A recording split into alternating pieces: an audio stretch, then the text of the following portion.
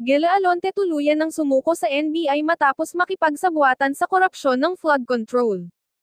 Tila nitong mga nagdaang araw nga lang inulan ng pambabatikos ang social media personality na si Gela Alonte matapos nga nitong ibahagi sa social media ang di umano'y marangyan niyang pamumuhay.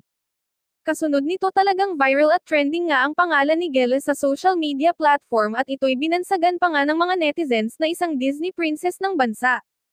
Ayon pa sa source, nagsimula nga daw mapag-usapan ang bagay na ito nang muli ngang nahalungkat ng mga netizens ang TikTok video ni Gela kung saan natanong siya patungkol sa kanyang stand sa political dynasty.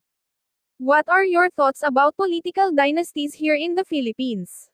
Pagyayabang na sagot ni Gela, paano ba yan? Nasa political dynasty yung pamilya ko. Natawa pa nga ang dalawa matapos sumagot sabay dugtong ng, controversial. Sa kaalaman ng marami, si Gela ay anak ni Biñan City Mayor Angelo Gel Alonte na kapatid naman ni dating Deputy Speaker at Biñan Mayor Marlon Len Alonte Nagyat.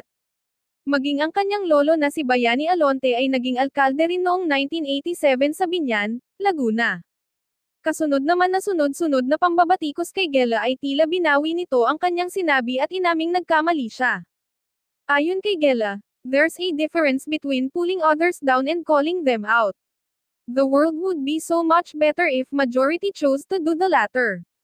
Nobody is perfect yet so many of you act like you've never had any mistakes in your life just cause they aren't publicized.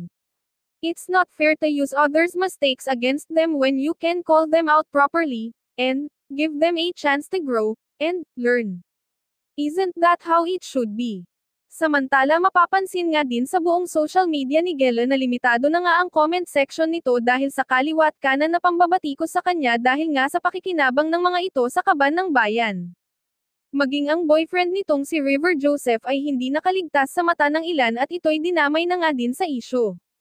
Ngunit hindi pa rin nakakalimot ang netizens dahil matapos mabunyag ang maanumalyang flood control projects, marami sa mga netizens ang tumutuligsa sa mga personalidad na nagpapamalas ng lavish lifestyle sa social media at isa na rito ang dalaga kasama sina Claudine Co, Jamie Cruz, at magkapatid na Vern at Vernice Enciso. Subalit marami namang netizens ang siyang nakaabang sa pagsasalita ng mga ito sa social media platform at maging sa media upang linawin at kaharipan ng mga ito ang katanungan ng sambayanan kung nasaan nga daw napupunta ang kaban ng bayan, dahil nga sa panay na pagbibili ng mga ito ng mamahaling alahas at kagamitan na maaring iyon ang pinambili upang makuha ang kanilang luho at kagustuhan sa buhay.